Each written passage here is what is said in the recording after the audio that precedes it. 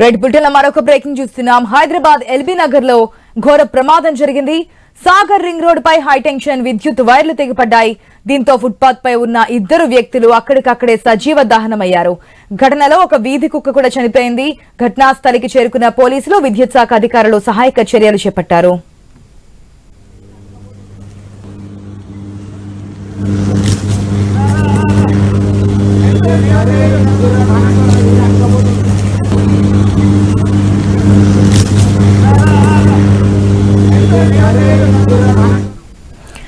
Hyderabad LB Nagar లో ఘోర ప్రమాదం జరిగింది. సాగర్ రింగ్ రోడ్ పై హైటెన్షన్ విద్యుత్ వైర్లు తెగిపడ్డాయి. దీంతో ఫుట్పాత్ పై ఉన్న ఇద్దరు వ్యక్తులు అక్కడికక్కడే సజీవ దహనమయ్యారు. ఘటనలో ఒక వీధి కుక్క కూడా చనిపోయింది.